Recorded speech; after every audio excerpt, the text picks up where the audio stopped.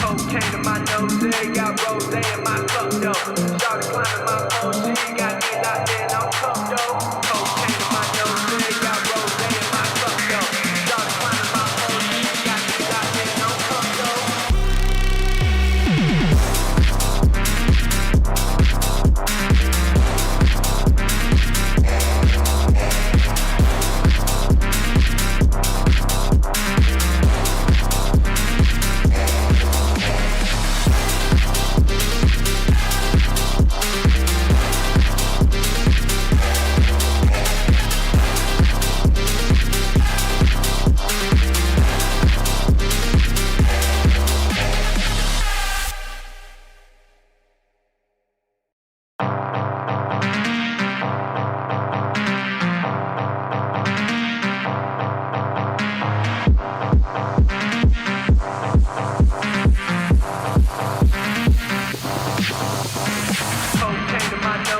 Got rose in my cup though.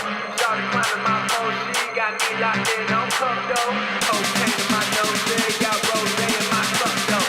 Started climbing my OG, got me locked in on cup though.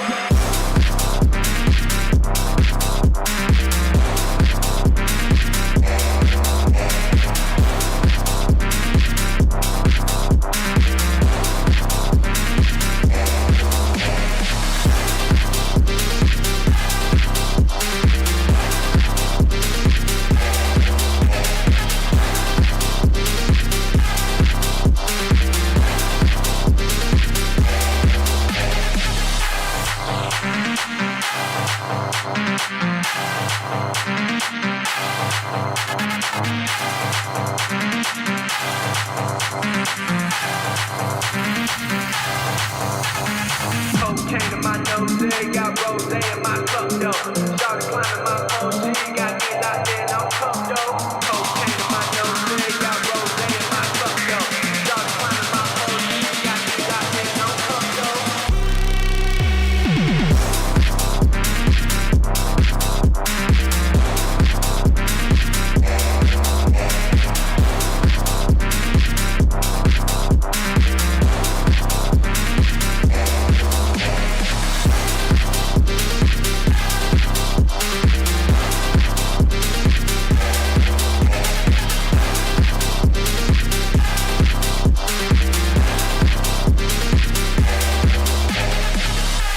on cup though. Cocaine in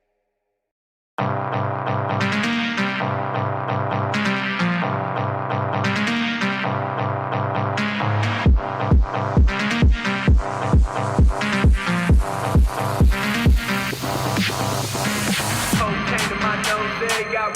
though.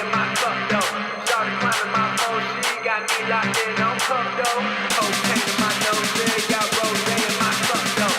Started climbing my OG, got me locked in on cup though.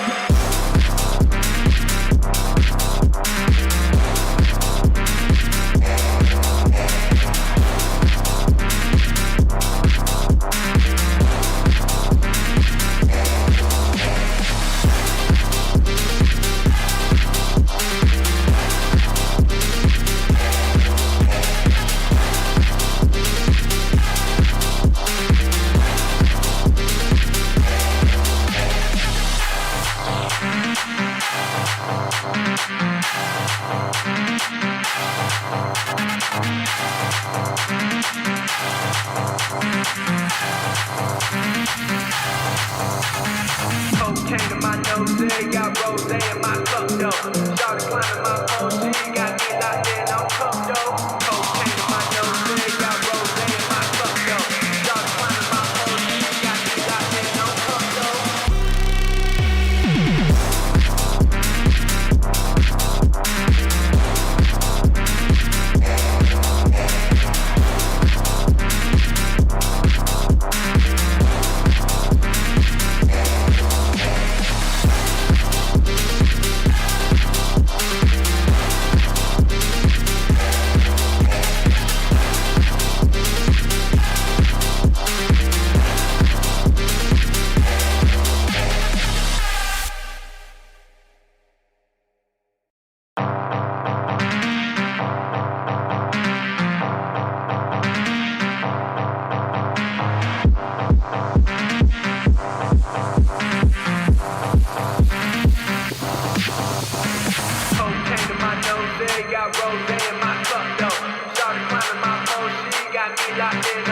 though.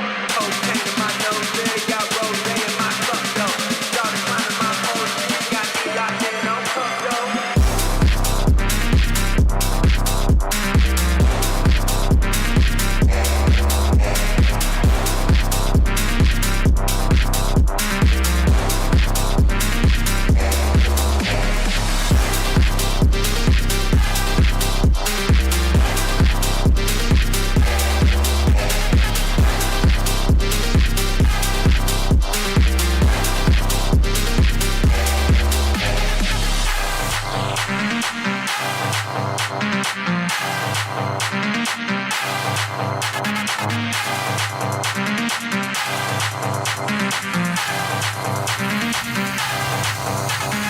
Cocaine in my nose, yeah, got rose in my cup though.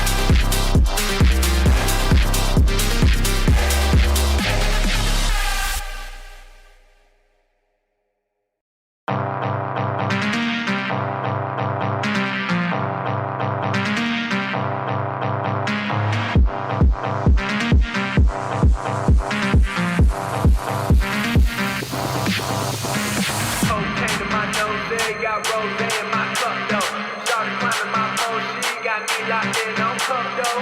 Cocaine in my nose, yeah, got rose in my cup though. Started climbing my pole, she got me locked in on cup though. Cocaine in my nose, yeah, got rose in my cup though. Started climbing my pole, she got me locked in on cup though. Cocaine in my nose, yeah, got rose in my cup though. Started climbing my pole, she got me locked in on cup though.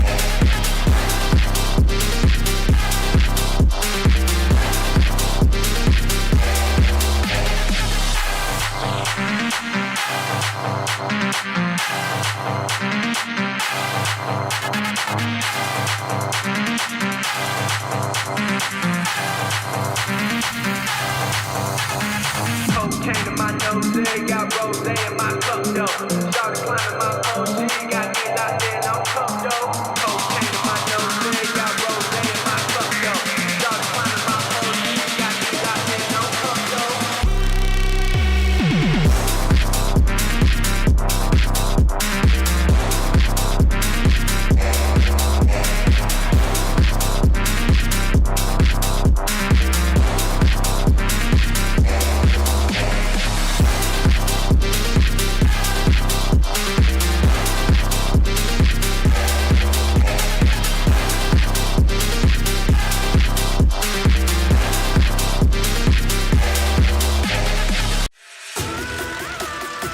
Good evening, everybody. Welcome back to PSGL. George Morgan here and Jack Pinnett.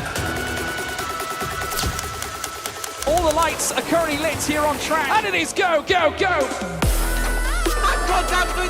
Donoso with a crafty maneuver up the inside. Masterclass from the Chilean. Crucial championship points on offer here. Do not count out Danny Berezne. Longe has done the job. This is for the win between these two.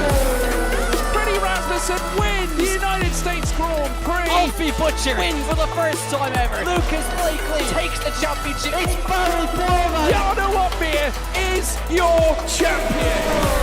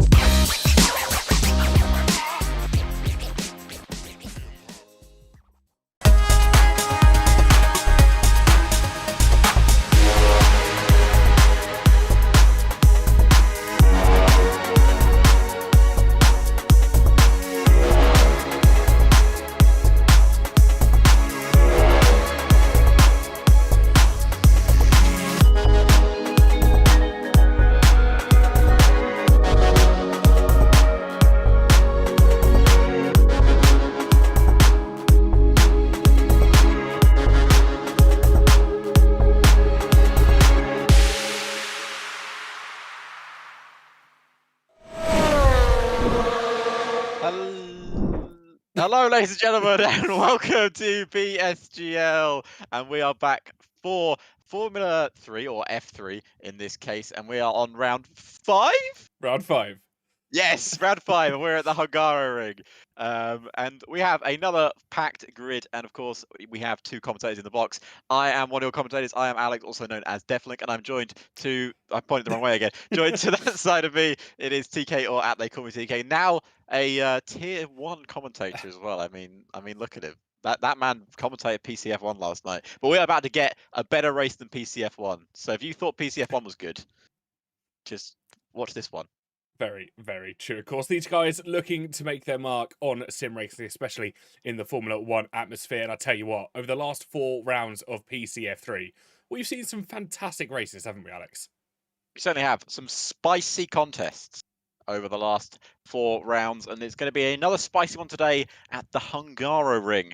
I don't know if we have a track map to have a quick look at to move on with my point. We do. We do. And here it is. Here is the track map of the Hungary ring. It is a fantastic circuit, 14 turns, 2.7 miles, and 2 DRS zones. A very technical circuit. It is described by Mr. Martin Brundle as Monaco without the walls. So how are our drivers going to transverse this one today, TK? Well, that's the question they will be asking themselves. Of course, it's tight, it's technical. It's probably one of the only 2 that requires max wings when you're coming to this sort of speed. The type of caliper driver that we have looking forward to this afternoon. One name that you won't be seeing in the lobbies from this point onwards, though, is Ben Marples.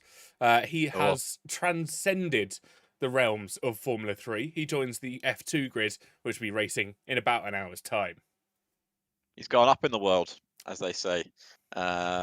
He's ashamed to lose such a talented driver off our grid, but it's going to open the door for some other drivers to really start battling it out. I saw it. You know what? I saw a tweet on Twitter. Always dangerous. Other social media platforms are available, but I saw from Mr. Richard Sprogus after he heard the announcement of Ben Marples moving up. He says, "I don't even need to practice anymore." Wow. I mean, I'm just saying he's got to put his money where his mouth is now, because if he does not win this afternoon, then maybe he should have practiced. I'm sure it was more of a joke tweet than anything, but you know, I'm just saying, just point it out. Very, very true.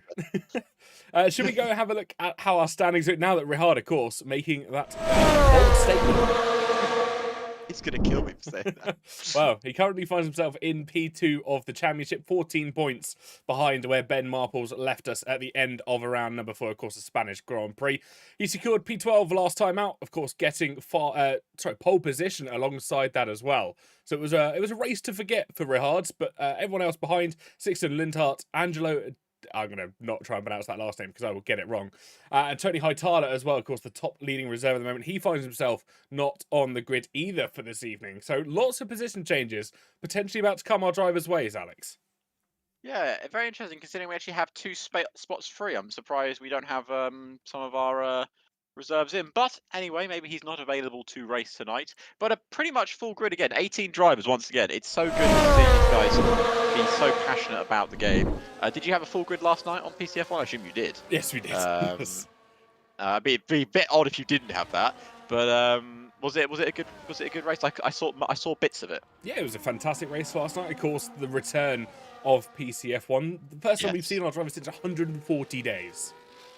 Yeah, it's been a while. We've had some features that we've had to deal with in the Formula 1 game this year, but those features have now been dealt with. If you're curious why the cars are ghosted, if you're the first time joining us here for a F3 stream, the reason being is Slipstream is incredibly powerful in this year's game, and if you have the cars on no collisions, Slipstream does not work. In fact, I'm pretty sure that's how it works. Yep, that's what we've been told. Yeah, and Mr. Angelo here is actually going for his first lap at the Hungary ring. One of the Kick Saubers who's been very impressive this year as he's racing down into what is turn 4 now. Very long sweeping left-hander, and then it cuts it back into the right-hand side. It's such a technical first sector and such a flat left-hander. Is he going to lift here? Let's find out. Well, let's watch on board. There's a slight downshift, not much of a dab on the brakes though. No, not at all. I mean, these cars have so much downforce nowadays. You can just fling them into the corners, and they do grip through the very tight and twisty chicane, but held it brilliantly. Now, through the middle sector, you can gain and lose a lot of time through here, as it's looking good so far. for Angelo, who's riding the curves beautifully. And then once again, no lift through there. That's just a lack of acceleration through the corner rather than anything else. Now down the gears again into third, and then getting the acceleration up, and then through the left-hander here, gently squeeze the power, squeeze the throttle like you've got an egg underneath it that you don't want to break. Classic Martin Brundle quote there. As we come up towards the line, DRS wide open, and he's going to set the lap time. They're all chasing a 1:13.1. Yep, indeed, 1:13.1 for himself, a race just behind with a 1:13.2. Sixten Lundhart goes fastest, 1:12.8, but I have a feeling lots more lap times incoming. Rahad Sprogis, 1:13.0 for himself. He can't take provisional pole at the first time of asking here, Alex. Maybe we should have done some more practice then. I'm sorry, Rihaz. I wasn't trying to call you out on it. I just saw you doing it and I thought it'd be funny to talk about it. Let's see who else could go a little bit faster here. But that's a cracking lap from Sixten Lindhart. 0.2 faster than the nearest competitor. And Rihaz is no slow driver, no practice or not. Not at all. He's one of the drivers that week in, week out will deliver those consistent performances, consistently at the top as well, albeit the last couple of weeks he's had a bit of a not the best rounds, let's put it that way. So potentially a revenge arc coming this afternoon for Rahad Sprogis. Ah, the bleach arc. I've already got into my bleach arc, as you can see.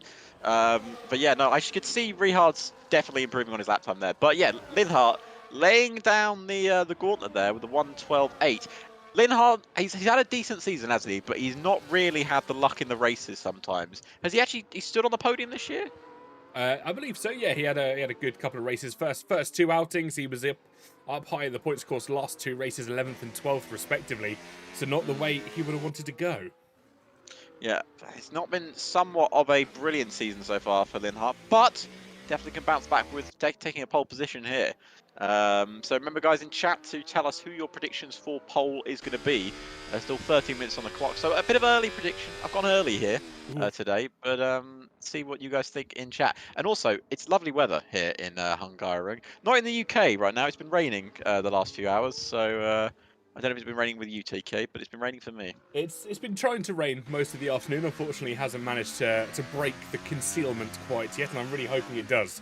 Because if you've ever lived in the UK or you live near the UK, it is very, very muggy around here. It is, yes. It's been muggy for quite a few weeks now, and it's been pretty horrible in that sense. But hopefully the weather will wash it away. I don't know what. I think it's meant to rain tomorrow as well, probably because it's the UK and it rains a lot. Things you absolutely love to see. Things you love to see. Someone's cut. Well, what you love to see more is people already coming back down the pit lane. I'm having a little bit of a feature here where sometimes I don't go to the car I want to. I had that a second ago. I'm glad it's not just me. Yeah, so I was trying to move up in the pit lane and it wouldn't let me move between drivers. That's a bit of an interesting thing. It's fine. It's one of the fantastic features of F1 24. As Angelo is going for what is his next lap. Once again, first one out of the pit lane again to go for his lap. I suppose because slipstream isn't enabled, there's no point in going out behind someone. Yeah, very true. There's no benefit, or there's no loss is probably the better way of looking at it, at going out behind someone now. You don't require that toe down some of the straights. You don't require it even through the corners, if I'm being completely blunt. Just checking up on chat whilst drivers do their outlap. Smokey in chat saying Sixten is winning, and I'll tell you what, a fantastic banker lap, nearly a 10th and a half, oh, actually nearly 2/10 clear of Rahad Sprogis, is putting him in a very favourable position. Yep, it certainly is. I mean, what, 2/10 faster? That's probably the biggest qualifying margin we've had this season. Quite in possibly. terms of lap times. I mean, the grid has been super competitive this year in F3, which has been great for us as commentators. I mean, we were saying, you missed, what, one race this season in Miami? Yes. And even when Mackie was here, we had a banger of a race. I mean, there's not been a bad race this year. No, I think you could say that almost arguably across all the tiers. I've had the pleasure to be able to watch F2, F4, when they've streamed kind of once our race has finished, and it has been some fantastic races. Of course, PCF1 last night, almost next level, if I want to put it that way. Yeah, I mean, it sure is. You can mention it as many times as you want, TK. You know, I'm not jealous, mate. You're just right. It's right. George Morgan handpicked you. It's fine. Whatever. It's all good. I'm not judging. You've got your geeling before you even start. But Angelo's lap here, looking so far so good. Through Sector 2 he goes, looking to improve. He needs what, Alex? If my maths is correct here, about 3 and a bit tenths to go pole position. Just about that. Yeah, he's going to find that mostly probably in the middle sector. Let's see what his middle sector time is going to look like. And it's 2/10 up. Oh, that's a spicy middle sector there by the Alpha. No, not that. The Kick Sauber. Oh, that could have been a lawsuit waiting to happen. Angelo is going around the final corner now in his Kick Sauber. With 1 corner to go. It does come down to a little bit of straight line speed here as well. Oh, Oh oh, my oh. lord above. How has he held that? He didn't improve his lap time. Of course he didn't. Oh, Christ. Oh, Sixton's gone even faster here. That's purely by mere milliseconds. Rahad Sprogis. Sorry, that's Ryan Grob actually jumping up to P3 Great lap. in the Red Bull Racing Car. Fantastic lap from himself. Let's see if Rihard can improve on his lap time. His teammate was all out of sorts in the final corner. Rihard Sprogis to the line. It goes second fastest, does improve by 48,000 per second, but nowhere near Sixton Linhart's lap time. No, not anywhere as close as he'd like to be. That gap is still about 2.5 tenths between the Kick Sauber and the Alpine car. Lots of drivers starting to invalidate their lap times as well. That is what they will not want to be seeing, especially with a short qualifying session like we find ourselves in here today. Kuba going third fastest there in a very handy lap time for the Mercedes-Benz. I mean, in real life, Mercedes tend to do quite well around here. Obviously, Lewis Hamilton has the most wins around this circuit in history. But in the track right now, Kuba, currently third fastest, looking pretty good. Only 10 thousandths off of Rihard Sprogis' lap time. Yeah, so far so good for the Alpine as well. Obviously, Sixton Linhart going even quicker on a phenomenal lap. I don't want to take it away from him here this afternoon. He has showed up ready to play here at the Hungary Ring. Rahad will have to certainly improve on their next and potentially final runs in this qualifying session. Kuba as well will be looking to find some good pace here, but no one else has managed to break into that 112 yet. No one else has managed to do it just yet, but still a lot of time left in the session, 8 minutes to go. And now I want to actually mention something, TK. I don't know if you got a message, but our lovely driver, Race, here sitting in P8 for the Aston Martin team, sent me a lovely message after the last round in Spain, and was just saying how much he appreciates mine and yours commentary for Formula 3. I did get that. It was lovely. Yeah, and it was lovely to say. I just wanted to mention it on stream that we do obviously love doing commentary, and we hope you guys enjoy listening to it as well. I know the drivers listen to it back, and I know a lot of the engineers listen to us as well. So we do appreciate everyone watching and supporting PSGL and supporting us as well. It's great to actually give us that. It gives us a little bit of an ego boost, everyone. We'll be honest with you. We like a little bit of a boost, but it's also just a nice feeling because it feels like we're actually giving you guys information and let you guys enjoy the racing more. Very true. And one of the first things I actually said to Race was, please let me know if I'm saying your name incorrectly, because that's my worst nightmare, is coming on one of these streams. And if I'm pronouncing someone's name wrong, please tell me. I will happily try and pronounce it differently. Yeah. Yeah. What was that like for PCF1? That must have been terrifying if you got someone's name wrong. I was absolutely terrified again. Like, I kind of rolled with it in the end. There were certain accents and certain things like that I will never get my first time out. And it happens. What I always try and do on those streams is if I'm with another commentator, what I'll do is I'll say that Mercedes or that Alpine, and then I'll let the other commentators say the name of the person first, and then I'm very good at when I've heard something, I won't forget how to say it properly. That's the thing. So that's the way I learn my my reading and stuff. Thanks to my dyslexia. There you go. Little fact for everyone. Very good way of doing it. Of course, if you know someone can say it better than you, listen to what they say, and it's normally easier to follow it that way because you learn the pronunciation as you go, and you learn how to pronounce it almost correctly, if that's probably the best way of saying it. Certainly is. Now, TK, Linhart has just started his next lap, and considering how good he's been doing, should we ride on board with him? I think we should. And Alex, why don't you take us through a lap here at the I knew you were going to tell me that. Going through the left-hander here, sitting in 4th gear as he's gearing up to 5th and 6th now, getting the power down nice and early as we're going to now go through the left-hander. Let's see what is up. He's about matched his first sector time. Oh, a little bit of a rear end step out there. Shouldn't cost him too much time. I believe he's still pushing on this lap as we go into the very tricky chicane. I don't know if he's attacking this as quickly as I think he's meant to be, but he's still looking like he's pushing here to go through the right-hander now in 4th gear as he gets the power down once again. He's now going to flick it into the right-hander. Let's see if he keeps it flat. He certainly does. His middle sector time, 9/10 down. I think he's backed out, TK. Yeah, I think I can't tell if he's backed out or not because he's using his ERS. He's kind of on a neutral mode at the moment. He's stuck at about 50% on it. So maybe it's a banker lap, maybe he's just finding his feet, or maybe he's using an old set of tyres just to lure some other drivers out of the pit lane in a wrong sequence. Let's see now. Rihard Sprogis up in the first sector, purple middle sector by 52 thousandths of a second. But that's not enough to take pole as it stands. Not at the moment. Angelo goes pole. Oh my goodness. Where has that come from? Angelo has just set a 1:12.845 and has really laid the margin down now. Rihard Sprogis can't get close to it, 12.88. And Race goes fourth fastest with a 13.0. And then Tias goes fourth fastest with a 12.9. Wow, is the track getting faster or are our drivers getting faster? Well, I think it might be a bit of both. Drivers are certainly finding lap time here around Hungary. I think the track also is improving as we continue on in this session. Tima comes across the line, slight improvement from himself. I think someone else came across, that'll be Marcel Bega, improving up to P10 for himself, 1:13.1. And these times starting to drop. Bear in mind, we only had one driver in the 1:12s mere minutes ago. We now have 4 of them, Alex. That's a brilliant thing right now. Top 4 separated by 1/10 of a second. The top 3, 42 thousandths of a second. Absolutely, I mean, that's outstanding stuff. That's outstanding stuff. We got a lap time improvement there. I believe Marcel just jumped himself up into, or was it Danielle? Not sure exactly who it was, but they've jumped themselves up a couple of places. So one driver yet to set a lap time, and that's Booba down in 18th place. But they're, I believe, on their what is going to be their one and only qualifying lap of the session because they're not going to get another one in. Yeah, very close to the end of the session now. 3 minutes, 40 seconds left on our qualifying countdown. You can see the vast majority of drivers heading back into that pit lane, getting ready to go for one final complete push lap. Booba invalidated. Oof. Over the curbs in the chicane. Because you've got to attack them so aggressively, but it's so easy to invalidate. Everyone's done it. Everyone can say they've invalidated a qualifying lap at some point.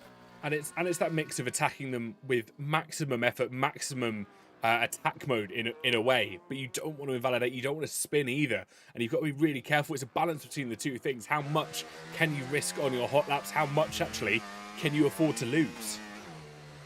Certainly true. That's what you want. It's risk versus reward. That's what it is at the end of the day. Oh, it certainly is. As Keanu has spun around the final corner, missing the pit lane as well. Oh. This could be a real hamper for their final run, because if they were prepping to go again, they've lost all of that momentum that they were about to carry through the final corner, Alex. I think they've backed out to try again, because they have got full battery. So I guess they're just going to... Well, they hope they've got enough fuel. Well, I'm trying to look on board their fuel. I don't know if they've got enough fuel on their car. I haven't got my glasses on enough to be able to read that, unfortunately. Yes, I can't zoom in enough to see. Imagine if your eyes had, like, the ability to zoom in. That'd be pretty sweet. Enhance. So, yeah, drivers coming out once again. We've got both Red Bulls, interestingly enough, following each other out. Ryan Grob, being the secondary Ferrari, Thomas Laminen, will lead our pack out for their final qualifying runs. Yep, that is the final order coming out now. And I assume Linhart's coming out. Well, of course he's coming out because, well, he was setting the pace early on. He's very close to pole position. But so is Rihard Sprogis, so is Tias. There is a lot of drivers still involved in it. Like, have you seen the gaps, TK, between Race and Ryan?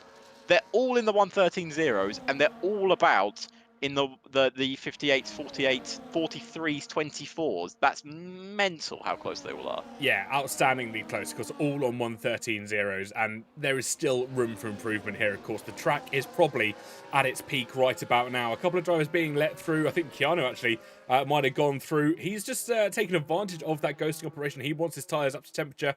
He's into the pits though, Alex. I don't think he's got enough fuel to go again.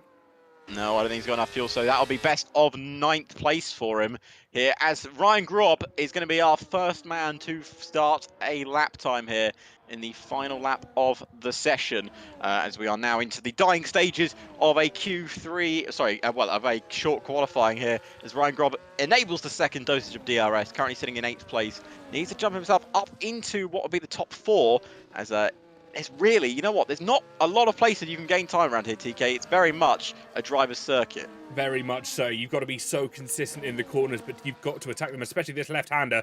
It takes guts to throw that car in at full speed. You kind of end up hoping that car sticks to the tarmac as you go through the left-hander, and now towards the tight, tricky chicane. You don't want to unsettle the car too much. Ryan Grobb's navigated his way through there fairly decently into the twists and turns now, and it's a real mix of everything this track has to offer. It certainly is. And now going into the second sector, getting the power down. What's his second sector time looking like? About 8,000th down on what is the best lap time in that middle sector. So coming through the final couple of corners now. You want to get the power down nice and early, but you don't want to cause a spin out of the car. He pulls into the pits, can't improve his lap time, he thinks. Tamas, on the other hand, thinks he can. So going around the final corner now. Here comes the RB. Where can Tamas set his RB? Jumps himself up into the top 4. The next Rebels cross the line. Thomas Laminen can't beat his teammate, stays 9th fastest. The Ferraris are next. Yelp can't improve. Linhart goes on to provisional pole there with a 1:12.7. And now we wait to see who comes from behind. Marcel cannot improve his lap time, and neither can Yelp. We're looking at the 2 Kick Saubers. Richard Sproggis will be the first to cross the line of the Kick Saubers. Richard to the line. Can he take provisional pole? No, he misses out. It's an invalidation by Angelo. Oh, Angelo's validated, which means Sixten Linhart has got pole position unless Daniel can improve. He improves to 10th. It's down to the Aston Martin of Daniel, and he improves to 13th. But for Sixten Linhart, it's pole position at the Hungaroring. Wow, what a fascinating qualifying we just saw. Sixten, who's been on another level for that entire 18 minutes, manages to hold on. Rehard couldn't improve in that final run, and Angelo getting an unfortunate invalidation. 0.05 of a second, the gap between the Kick Sauber and the Alpine there. Kuba takes P4, Tamas and Tias 5th and 6th respectively. Race, Ryan, Thomas Laminen and Danielle are your top 10. Just quickly through your bottom 8 as well. It's Keanu Lundhart, Marcel Bega, Daniel, Tima, Yelte, Lolo, Larry and Booba. Your top 18 for this Grand Prix. And what a fascinating qualifying we've just seen, Alex. A very fascinating qualifying indeed, with Linhart taking pole position. I believe his first pole of the season. But in this season in F Formula 3, pole does not guarantee you the win on the race, because I don't think, apart from one result this year, that a winner has come inside the top 3. I think every other result has come outside the top 3, maybe in the top 5-ish. I think you are absolutely correct in that. Of course, we've seen carnage in PCF3 here this season so far. Starting on pole isn't always the best place to start, and I think Sixten, if he knows the grid, he knows the drivers behind him, and if he's well prepared, knows what he's doing, I think I'd be a little bit nervous. I certainly would be. But you know what's going to make him less nervous? What's that, Alex? If only he had a GT Omega gaming chair.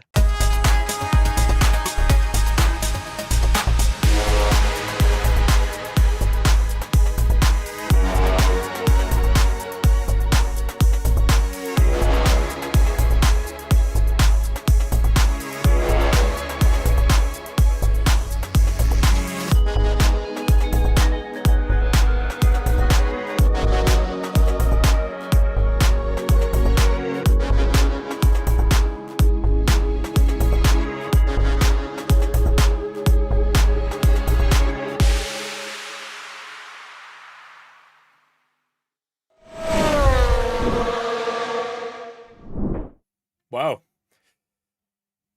I thought you were going to take it from there. No, we're back. Well, thank you everyone for watching that ad. It was great. Once again, GT Omega, the sponsors of PSGL, and of course the Sim Racing Centre as well below. So you can check out more information about that on our Discords and socials and all of that good stuff. I'm not very good at the plugging bit, so I just sort of go along with it and see what happens. We're just waiting for the lobby restart at the moment, because of course we have to turn collisions back on before we get into the racing. Because let's be honest, no one wants to watch racing without collisions. It wouldn't be ideal. It wouldn't be ideal at all. Of course, slipstream is still powerful in main races, but we have tried to deal with it as best we can, and this is the best system that we've come up with at the moment.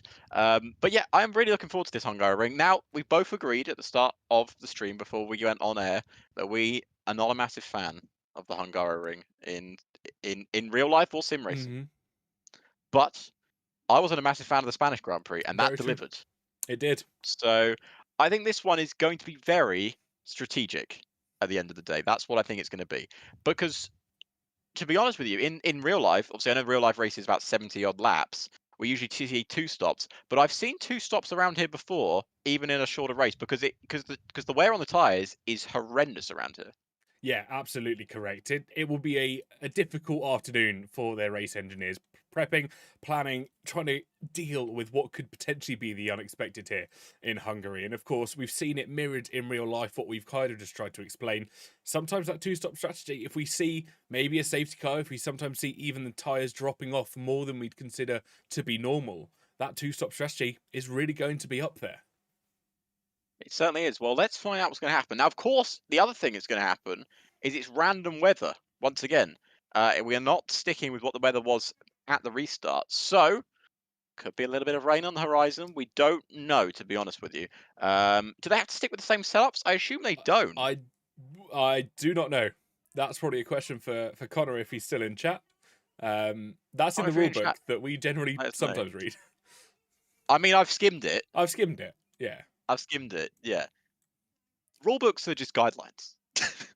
Unless you're the drivers. Unless you're the drivers. Yeah. Then it is quite Well, literally the Bible. Yeah. Well, I can tell you some drivers haven't read it. Yeah, I can almost guarantee that. Yeah, 35 laps of this Hungarian Grand Prix about to come your way, hopefully very soon as drivers get themselves kind of prepped and ready to go. If you're in chat, let us know who you're rooting for, who you're here supporting as well. Of course, Sixten Lundhart taking pole position in a fascinating qualifying session.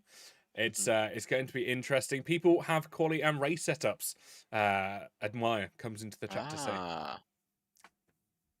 So I suppose that they'll probably have wet setups available as well in case it does start raining. Now, of course, we were just mentioning off stream as well that this track in particular has a fondness for giving us brand new winners in Formula One. And I imagine we might get, because Linhart has not won a race yet this season. Not yet, no.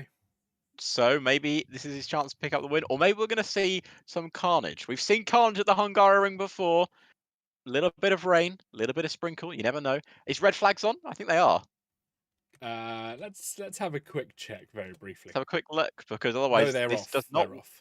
Okay, well that does not work for my my segment, so it's fine. We'll carry on. Safety cars are on. Safety cars are on. So yes. safety cars can spice up this race. 35 laps of the Hungaroring. Anything can happen. Tyre wear could be painful, because even if it doesn't rain, it can get super hot around here.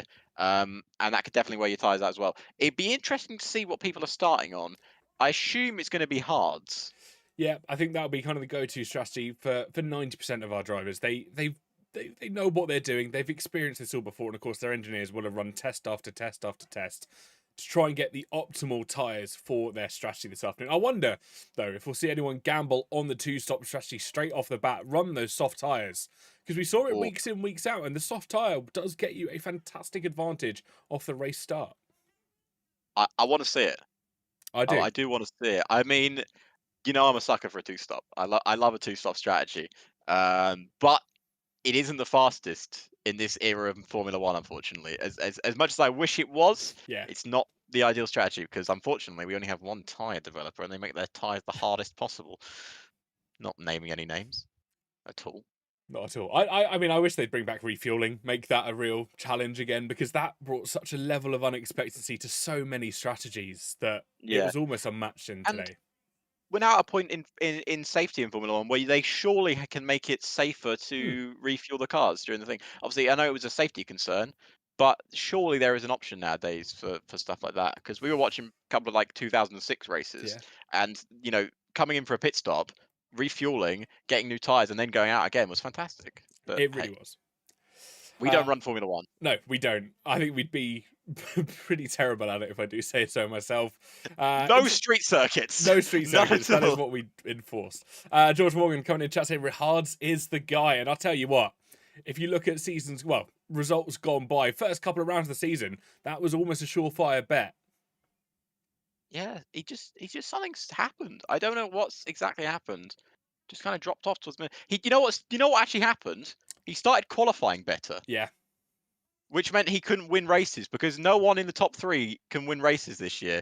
he was started 5th in both the races he won this season. And as soon as he started qualifying better, maybe that's why he said he didn't need practice. Very Because he true. wants to qualify worse. So he can go on. Yeah, very, very true. I'll just switch over to our race screen just in case drivers get ready to go racing. Of course, no formation lap here in PSGL, so it might be a bit of No. a sudden jump start.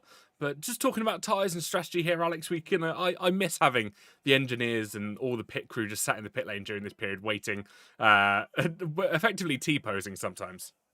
Yeah, they certainly were. I can see some hard tyres in the Red Bull garage there. And I can I see any, no wet tyres. No wet tyres, unfortunately. It is very dry by the looks of it, and the sky looks very bright. I don't imagine we're going to get any rain. Not well, you never know. We know the weather can change quite often and quite frequently here at the Hungaroring, and maybe clouds might just sneak in from the horizon. But Alex, we're on the grid. Light's about to go. Take us away. And we are on the 5 red lights here for the Hungaroring. It's round 5 and we're underway. And it's a good start from our pole sitter as we race down towards turn 1. 16 Linhart, wheel to wheel with Angelo. And now we've got another Sauber going around the outside. Bit of ghosting. Down the inside goes Angelo. Is he going to take the lead of the Hungarian Grand Prix? But he hasn't got the grip. Down the inside, and then down the 2 Saubers go wheel to wheel here at the Hungaroring. We've seen this before. We saw it at Spain, and it ended in tragedy. Will it end in tragedy here? They still go wheel to wheel. And Richard Sprogis has jumped ahead of Angelo and jumped himself up into 3rd place as the Aston Martin goes wheel to wheel with the McLaren. Race trying to make up position, but Sixten Linhart did everything he needed to do there. Those medium tyres that I believe he's on have absolutely given him the boost at the start of this race. Yeah, they certainly have. Sixten getting the start that he would have wanted. Of course, lining up on pole position of this Grand Prix. There's moves being made further back as Marcel in the Mercedes just holding off Danielle in that Williams. There's contact further back. That's the Williams going round, and it's Danielle surely getting caught up. And I think Keanu Lundard as well. We have a VSC for the first time. We have a virtual safety car here at the Hungaroring, and that was quite the collision towards the back of the grid involving, I believe, a Ferrari, a Williams and a Haas. We've got front wing everywhere. We've got the possible race strategies on the screen right now. Medium to hard, or possibly medium to hard, as I was reading there. But we're going to see anyone go for the early pit stop here. A couple of people will be pitting because of front wing damage. Zelenkovic has got damage. Daniel into the pits as well. Marcel stays out, keeping an eye on everyone in the pit lane. It's not a full safety car. Bert Meilander is not required for this one, but it is a virtual safety car. As a few people are in the pits. 4 drivers. Early pit stops there. Are they all just front wing changes, not just an early pit stop? Well, I guess we'll try and hop aboard, see if we can see. I think it's front wing change for the Ferrari, the McLaren. Didn't quite see on that Aston Martin, but I know Keanu did have front wing damage for the Haas as well. So at least 3 out of the 4 guaranteed to have new front wings fitted to their race cars. Of course, VSC could come in at any time, and we don't get a warning up here in the commentary box. No, we certainly don't. Zelenkovic, if you're wondering why he's so far back, had to serve a drive-through, 10-second penalty. And Yelt's got himself a drive-through penalty coming out of the pit lane. Oh, that is unlucky. I mean, talk about a race that goes from bad to worse to even worse.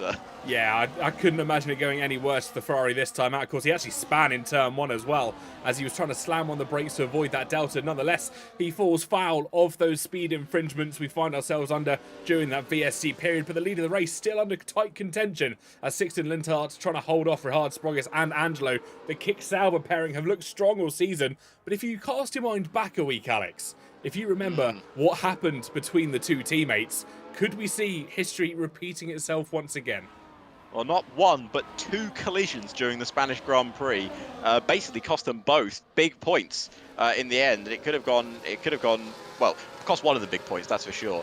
So Richard, I don't know how much in the giving mood he's going to be to let his teammate past this afternoon. But at the Hungaroring, we're not going to see that many overtakes, or at least that many attempts at overtakes, because it's a very, very narrow circuit. We're going to see probably the main overtake positions down into turn 1, and maybe on the exit of turn 2 into turn 3? Yeah, quite potentially using that second DRS zone, of course, to get the extra straight line speed against the cars in front. Sixten has been given a little bit of grace period, of course, 1 extra lap under that VSC. No overtake allowing, but that also extends the life of those medium tyres for himself. Pretty much the next 2 or 3 drivers behind him, all on the hards. So looking to go long in their strategies, the Ferrari of Ryan Grob. Also on the mediums, so we'll be looking to make positions early up in this Grand Prix. We head into the final couple of corners. The 2 Kick-Saubers still close together here in in this battle. Rahad versus Angelo, and this could be a battle for the ages. We've seen it time and time again. The two Kick Saubers finding themselves up towards the top of the grid. We round the final corner to start lap 4 of 35 here, folks. And do not change that dial. And of course, DRS has been enabled after the second lap now. So DRS has been enabled for a couple of laps as we race down in towards turn 1. Once again, Rihard's not going for the move as it stands, just sitting behind Linhart, not really making the opportunity stick. Tiers Korsman up behind Ryan Grob in the McLaren versus the Red Bull. And it looks like Cooper was actually getting interested there in Angelo. Cooper's looked pretty solid this weekend so far. He's on the alternate strategy as well, on the medium tyres. So he could be a bit of a game changer in this top 3. He could indeed. If he can get past Angelo, try and cause some chaos amongst Sixton and Rahad Sprogges, he could really throw a spanner in the works for the two Kick Saubers, of course. One thing they will have to be notable for, one of their drivers is either going to have to go for the undercut or the overcut here, because they won't want to double stack their drivers. No, because they're way too close together. Double stack has been massively improved in this year's game, but it's not anywhere near enough to be able to, have a suitable double stop. Unfortunately, that's not going to work for them. So I suppose it's going to go on teammate position right now, and Rihard would get a primary strategy because he's ahead. That is what I'm assuming that will happen amongst the Kick Sauber team. It will go on driver position. So Rihard's in the driving seat, literally and physically, over Angelo. But I wonder if that could lead Angelo to maybe some aggressive driving down, especially into turn number 1. We might see a late dive from the TRT driver and see if he can take a commanding lead over his teammate. Because yes, they are in the same livery car, but it's not a massive team championship here at PSGL. It's all about the drivers. And yes, they can work together, but considering what we saw at Spain, TK, I don't know how much they want to work together. Well, I think even if they did want to work together after Spain last week, that friendship will be pretty much in tatters going into this race weekend. And the Kick Sauber, I mean, their team principal will have some very stern words with them. Of course, they're not working together, but Rahad Sprogges is practically pushing Sixton through that chicane. The SRC driver of Lola Vera gets the first 3-second penalty of the afternoon as well. Not the last, we'll see, I'm sure, because this track can be known for getting your time penalties. Now, the thing is, obviously, Linhart is leading the race. He does not get the DRS advantage that Rihard's and Angelo get. But I suppose he can control the pace of the two cars behind him. As I mentioned, Marcel gets himself a 3-second time penalty as well. So, racing now down into the final corner. Who is going to get the good acceleration? I think we have a real chance here to see Rihard Sprogges take the lead of the Hungarian Grand Prix, as Thomas Laminen is in the pits here early on, but we're going to see the change for the race lead. It's Rihard Sprogges takes the lead. Angelo moves himself up into second place. The Saubers, oh, they almost collide there because Rihard makes a huge snap-on exit and almost loses his second place. And that was very close to collision, and Lola Vera has called it a day and retires in the pits. It's Thomas Laminen got damage. I didn't see. I think he's just gone for an early pit stop, trying to go for the undercut. Yeah, I didn't quite catch that. We can have a brief look at what tyres they've gone onto. They're going to hards till the end of the race. That's a very early pit stop from the Red Bull racing car. Maybe trying to just catch out their teammate Ryan Grubb. Of course, finds himself in P5 as things stand, but those retirements in the pit lane have thrown up some yellow flags in sectors 3 and now 1 respectively. But drivers starting to get a little bit caught out in this grid. The top 9, of course, still all bunched up together. Everybody else rather spread afield. Now, we say it was an early pit stop from Thomas Laminen, but do you remember in Spain when Tiers Korsman pitted very early on his tyres, went on the hards and almost won the race? Yeah, indeed. It was an alternating strategy. We thought it was a little bit bold to go for it, but Tiers Korsman nearly made it work. Certainly did. Now, TK, are we going to see the Sauber Civil War, as we're going to call it here? It's Ryan Grubbs in the pits as well, Tiers Korsman. That has caused panic down in the pit lane, TK. It certainly has. Those medium tyres really not lasting as long as some drivers thought maybe we will see the 2-stop strategy here then. Oh, it's just get me excited already with the 2-stop strategy. That's what I want to see. So the two Saubers sitting first and second. Rihard Sprogges leading ahead of Angelo here. So first versus second. What are you saying? If your team principal of Sauber right now, what's your thoughts going running through your head? Yeah, it's so early in the race, you can't ask the drivers to hold their position, but you've got to go across. I mean, look back to old school James Vowles. You can fight, but if you come together, there will be stern words. Certainly will be. Oh, Rihard's out of a little bit out of shape coming out of the chicane there. as we still go through this middle sector. I mean, there is no reason why Angelo should have to sit behind him here. If he's faster, he should pass. Like the great Sebastian Vettel said, I was faster, I passed. As we see Race go off in the background there. Went a little bit wide there. Still sticking with these top four, but just falling slowly out of this top four as it stands. Where did Ryan Grob? Did Ryan Grob come out in front of his teammate? He did, just. As Linhart is in. Linhart is in the pits. Wow. He doesn't want to get undercut by the guys behind him. I think that early pit stop by Thomas Lamner is called panic for the medium tyre runners, as we're going to see the Saubers change positions here. Angelo takes the lead ahead of Richard Sprogis, and we have two Saubers changing positions here on lap 8. We do indeed. Kuba in the Mercedes, just not far behind them, of course, on the hard tyre as well. We'll be looking to follow the Kick Saubers through this Grand Prix as we start lap 8 of 35. It's a lot of laps for a 50% Grand Prix, but of course that means the tyre wear could be a little bit inconsistent for some of our drivers. And if you can see the track map at the bottom of your screens, you can see the spread that they now find themselves in here, Alex. You understand why Linhart just pitted there. He only came out a second ahead of Ryan Grob and the rest of this pack. I mean, if he had not pitted, if he'd stayed out another lap, he would have been behind these three. Almost certainly. I think that early pit stop, as you were saying, has really caused chaos amongst the paddock. And what is that going to mean for the hard tyre runners? Because they're going to look at these guys on the newer set of tyres, especially for Race here, losing positions. If I'm Race, I'm getting into the pits this lap. I mean, you're losing time to the front three, and you've got guys behind you who've just gone onto new tyres. I think there's only one decision here, and the Aston Martin will be pitting this lap. I think almost certainly, holding to the right-hand side of the track as we come into the final corner. The Aston Martin into the pit lane then. That releases Tamas up to P4. The V-Carb up to P4, trying to chase down the Mercedes of Kuba. The race for the lead once again changing hands as Richard Sprogis gets past Angelo to retake the lead from his teammate. Everybody is in a bit of disarray here. No one knows what the right tyre strategy is surely going to be. And I wonder, have Red Bull pulled a blinder by just absolutely confusing everyone? That's what I want to know. And Race is going to lose some places here. Race is going to fall down into 13th behind T.S. Korsman. So that has really caught the Aston Martin team out. And as I said, it almost caught out Linhart because Ryan Grob is right behind him here in DRS range. This has been a blinder of a strategy from Red Bull, keeping on the hard tyre runners though. I wonder what their plan is. I suppose just stick with what they go for the hard medium.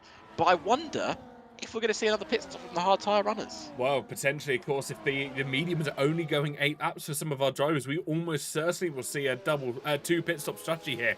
Because even the hards, you're not going to expect them to last longer, what, 28 laps, 27 laps of this Grand Prix? I think we will be seeing the two-stop strategy coming into play. Well, very exciting. Do not go anywhere, folks, because we're only on lap 10 of this 35-lap Grand Prix. And once again, we're going to see Angelo once again take that position away from Richard Sprogis. And we are just seeing a little bit of DRS trading here, aren't we, from the two Kick Saubers? Yeah, certainly are. This is allowing, though, Kuba to try and get all involved as he's holding the DRS and the Kick Saubers. They go through the first corner. It's nose to tail through turn number 1 between Kuba and Richard Sprogis.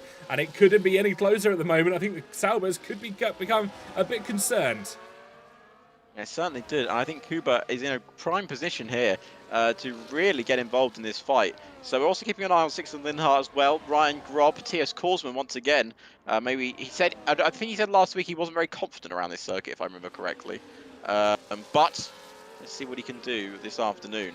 But Kuba still pushing here these two Saubers. Now, the Saubers, of course, are in a prime position because they are 1 and 2, both on hard tyres. But as you said, TK, one of them's going to have to stay out, and one of them's going to have to pit early. Yeah, exactly. So, how do you make this call? Do you flip a coin? If you're the engineer, do you flip a coin, and whoever gets heads gets the prime pit stop? I mean, I don't know. I think it's going to go on track position at the time, so maybe some tactical plays will have to come in. But whoever wants that prime pit position between Angelo and Richard Sprogis will see the lead of the race surely change hands once again. The DRS coming in useful between the two of them. Richard retakes the lead of the Grand Prix. And this is becoming a little bit of a you go first, no you go first moment as we head into lap 11 of 35. Not even at 1/3 race distance yet. And Linhart makes up a position as well. Gets in front of Larry there in the Red Bull. I think it's how you say his name. Larry, I think it's how you say his name. And once again, do apologise. If you want to tell us how you say your name properly, please let us know, because we will try and do our best. As Race also gets a move done on Thomas Laminen, or does he? Because they go wheel to wheel. But Race does confirm that position. And Ryan Grob also made that move up on Lari there in 10th place. Yeah, it did indeed. Double overtake for Laurie. Has he pitted yet? He has not. That's No, he's rather the fascinating. only medium tyre runner yet to pit in this Grand Prix, apart from Danielle and Keanu, who are down in 14th and 15th. Well, no, they've both pitted early first lap. Remember, of they had course. damage. It's Oh, got a got retirement retirement. on track. Where On is track? that? That's Danielle. Daniel in 16th place. He's retired on track in sector 2, but it's not caused a safety car. Yeah, the car was still moving for me there. I Yeah. don't quite know what happened. I'm going to see if I can hop on board with the Yelte as they come up towards where the car has found itself stranded. Can't see any damage. I couldn't see any damage there. If that's a retirement on track, then we might have the stewards involved later on. I don't think he was. Yeah, I think that seemed like a pretty odd retirement there mid-track. Very strange indeed. But of course, we are not here to judge. It's down to the stewards to decide. But yes. So Lari now into the pits there. The EC8 driver looking for his pit stop. As he's going to make his pit stop onto the hard tyres. Now, he can go to the end on those tyres, TK, but he's lost a lot of time. He has, but then if he's looking for the one-stop strategy here, he will have that tyre advantage later on, of course, if some of the drivers are also going for that one-stop strategy. But from what I'm guessing at the moment, 8 laps on a set of medium tyres, we will see the two-stop strategy here play out from at least a couple of our drivers, almost certainly. Maybe they weren't expecting the tyre wear to be as bad as it was. Because, I mean, I usually, these guys are pretty good at tyre saving. It is a hot day here at the Hungary ring, so I'm just, maybe people were caught out by the hot temperatures. Oh, that was late on the brakes from Rehard. It really almost went all over the curb. It's going to allow Kuba to really close up here. Something I have noticed, I think Kuba's running a little bit more downforce than the two Saubers in front, because he seems to lose a lot of time going down the back straight here in this final corner. See, I was going to say actually the opposite. He seems to lose a lot in the opening few corners of this Grand Prix. He held it on the straight. I think he's just not burning. That's what's the key factor here. He's just using that DRS, and yeah, just a brief check on board. He's still got about 99% of his battery through this Grand Prix. Watch the two kick Saubers through these opening corners. He loses so much time compared to them through the left-handers. He just can't take it as much speed as they can. So he set his car up for overtaking, but maybe didn't expect himself to find himself, well, up in 3rd place as it stands. So almost certainly. The DRS is keeping up. Yeah, no, you are right. He does lose a lot of time in these first 2 sectors. Keanu's in the pits now for the Haas team. He is indeed. That's going to drop him almost down to piece 15, piece 16 if Yelte manages to get a bit of a wiggle on. But Keanu not having the best race so far. No, it's been not a great afternoon for Keanu. Obviously, the only Haas running this afternoon as well. Currently down in 16th place behind Yelt Korsman. And his brother, Tiers Korsman, up in 11th right now, just behind Race. Yep, certainly is. Of course, we discovered last week that they are indeed brothers. We had many theories on the broadcast. At one point, we were told they were father and son. We were told they were brothers. We were told they were even cousins at one point, but thankfully got confirmation from one of them in the interview room afterwards. On board here, it's Rihard Swaggis having to drop down to P2. Angelo retaking the lead of the race, and Kuba is still just lurking behind the two of them. He is like a praying bobcat. He is just sat there waiting for that opportunity to come a knocking. The likelihood is here, one of the Saubers is going to lose out to Kuba as Linhart gets into 7th place there ahead of Danielle. So, because of the way the Saubers are, they're 1-2 right now, one of them will have to pit earlier than the other one, which means Kuba could undercut one of them, at least. Yeah, I think that'd be the question. Like, Kuba is in a very, very good position at the moment. He's going to sit waiting. You can see that rear light flashing, just charging the battery as they go through this Grand Prix. It's going to be a close one, of course. Maybe he's hoping as well. They get a repeat of last week, the two kick Saubers coming together in this Grand Prix. I mean, that is... Seems like one of the Saubers backed off a little bit in that middle sector. Rehal's progress down to about 0.6 of a second there. Yeah, I'm not quite sure if that's intentional or maybe just lost a little bit of time. Maybe. Could be an in-lap from Angelo, because Angelo seems to really get the motor on here. We're going to see, does he keep to the right-hand side? No, he goes again. Of them. Maybe it's just a little bit of a mistake. Well, I wonder if they're setting up for it, allowing maybe a bit of room for a double stack opportunity. Maybe that's what they're going for, backing Kuba up ever so slightly, because Rihard at the moment is too far back to get a jump into P1 once again. But if he could just stay, he could back Kuba up, allow that double stack to happen, and potentially actually come out ahead of Kuba when those pit stops happen. 14 seconds between Linhart and Angelo right now. As Ryan Grob makes his move up into 8th place as well. As I said, Maybe not with the best race in terms of wheel-to-wheel racing, but tactically, it's a very interesting race. Well, we've seen this one before, haven't we? It's a battle of the minds, not necessarily a battle of skill on track. We've seen it in real life many seasons ago. Of course, Lewis Hamilton, Max Verstappen battling it out. Their engineers working overtime as Race looks down the inside here. Well, now the outside goes round the outside of Danielle. What a move we just seen by the SRC driver. Spectacular. That's not a place you make overtakes a lot, but it's a brilliant move, and you love to see them when they do. As Danielle, I think, starting to really lose that grip on those hard tyres here. I think you might be right. Tyres starting to wear themselves out. It'll be interesting to see who now jumps into the pit. Will any of our front runners go in? Nope, they're all staying out for another lap. Of course, if they're looking for the one-stop strategy, they're going to have to take these tyres into lap 20. We're not even halfway through this race, Alex. Not even halfway through. We're on 16 of 35. Rihard's had dropped out of DRS there for a little second. Got himself back into it. We're keeping an eye on the other runners, as Booba's now probably going to lose out to Linhart here as well. So Linhart now up into 6th place.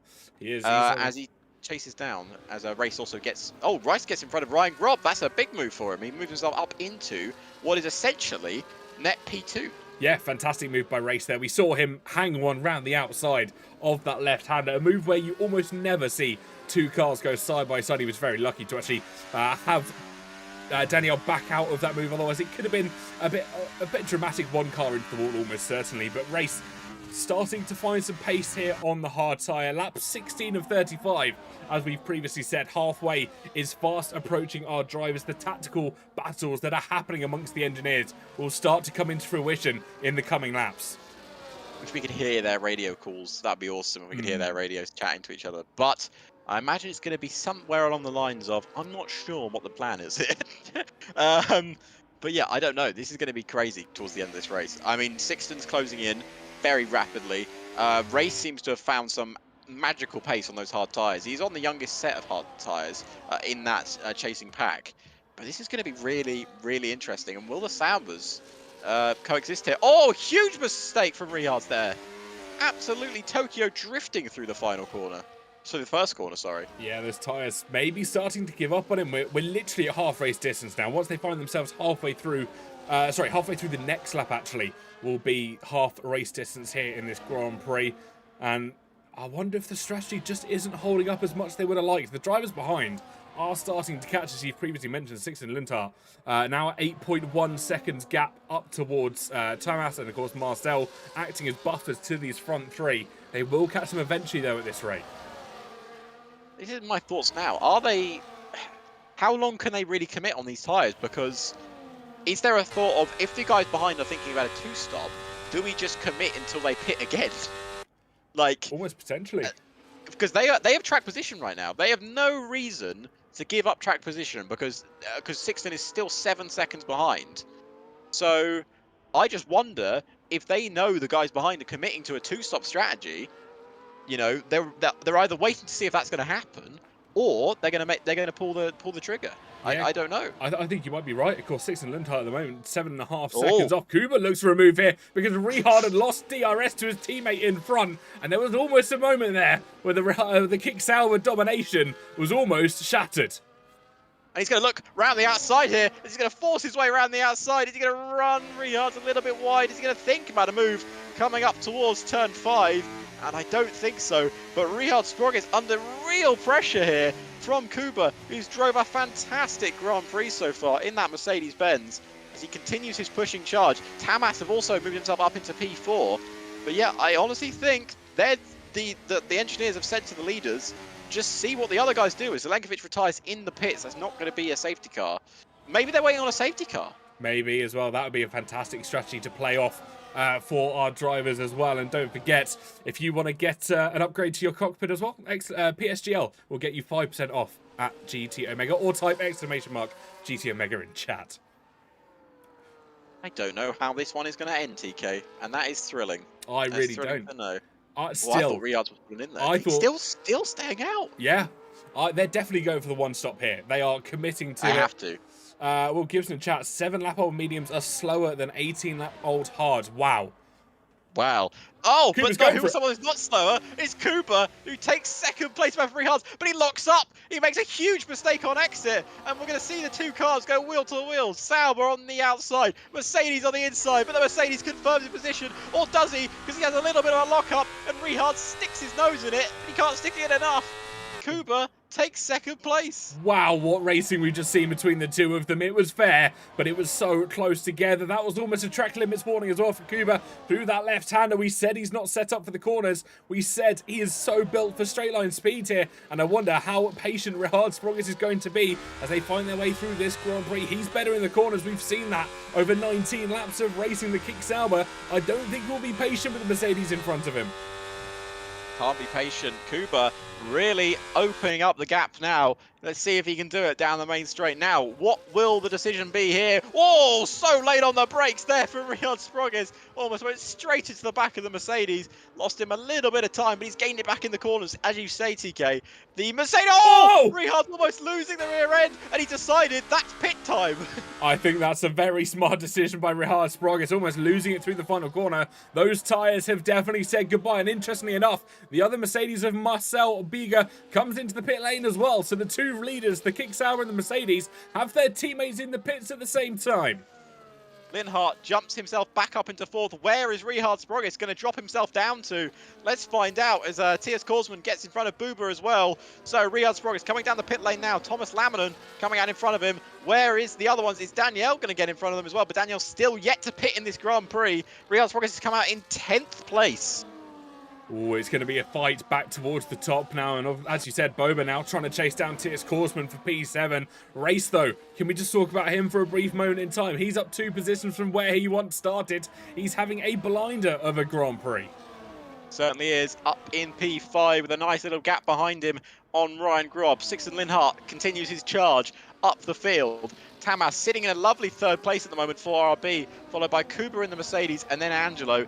Angelo surely has to pull the trigger this lap and come in. I think almost certainly, otherwise he'll be very at risk to his teammate Rihard. Yeah, there we go. Keep to the right-hand side of the track. Will Kuba do the same? No, Kuba's staying out here. Stays out.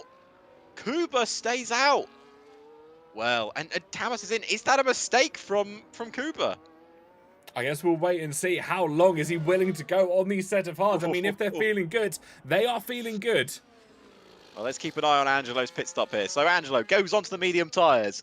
It's a clean stop from Kick Sauber as he gets released nice and early. Now, where is Rihard Sprogis? He's made a move round the final corner on Thomas Laminen. He's got DRS as he races down the pit lane. Where is Angelo? Angelo in the lead. Is he going to stay in the lead? He's got the warmed up tyres, Rihard's, but he locks up. And he can't get anywhere near him. Angelo's still in the lead, but Rihard Sprogis has got DRS on behind him. Yeah, don't forget it's that double dose of DRS. If you get it down the pit straight, you also have it exiting turn 1, and this has put the two Kick Saubers once again side by side, heading into lap 21 of 35. And this is what we saw pretty much identical last week out in Spain. Ooh. This time, though, it's Angelo leading Rihard through the Grand Prix. It's a purple sector 1 for Rihard as well on fresh tyres. Absolutely flying through that first sector. Rihard wants this race win this afternoon, and let's see if he can pull it off. But he's got to get past his teammate, and there's a couple of other cars that really want to pick up this win as well. Kuba surely he's got to pit this lap. Almost certainly. We'll watch and see if he does. No, he's staying out again. Oh my lord! Is he going softs? I have Surely no idea not. what is going on in the mind of that Mercedes at the moment. He's got no radio? So, I don't know. It seems like a madness of a decision. Don't know if anyone in chat can tell us what the plan is here. He does still have track position. Is he gaining time on Sixten here? I'm trying to... yeah, ever so slightly he is, yeah. Yeah, I think down the straights he's just so mighty that he gains so much time. This could be... Oh, the Saubers come close together. T.S. Korsman's going to be in trouble here. Is Angelo going to make that dive? Oh, it's really hard going to go for it as well. He was so far back, but he had to make it stick because he's got to stick with his teammate. He doesn't want anyone between himself and his teammate. It's the first rule of racing. You have to beat your teammate on track, and this is what Rihard will be telling himself time and time again inside that helmet, inside of that cockpit. He knows that Angelo is his #1 target here in this race, no matter who else is around them, no matter who else they're racing. At the moment, Ryan Grob does not exist on this track. He is eyes solely for Angelo. but he's costing him time because he's caught him in a terrible position in that middle sector. Rehard's using all of his energy to try and keep up with Angelo here. He's losing so much time. Kuba finally pulls it into the pits. He's going to have the freshest tyres on track, and clearly he's got some pace. Look how close Rehard is here, right up behind Angelo and Ryan Grob. So they're going to get a double dosage of slipstream, as Ryan Grob's going to really struggle to keep up with both of them, but it doesn't matter because that's not the point of this battle. Here comes Rehard. Is he going to go up the inside? The inside is two wheel to wheel for the Saubers, and Rehard Sprogis takes third place, but Angelo, will he get the switchback? He won't get the DRS. Oh, they do both get DRS because they both were behind the car for the main straight, but Rehard Sprogis takes third place ahead of Angelo, and he's made that move stick, and he's up into third place ahead of his teammate. What a double dose of brilliance we've just seen in this Grand Prix. Rehard Sprogis not only getting past Angelo and Ryan, not only getting past Ryan Grob, but getting past his teammate Angelo as well. An audacious dive into turn number one. Sees one kick Sauber once again, leading out the other and leaving Ryan Grob in somewhat of the metaphorical dust here at the Hungary ring.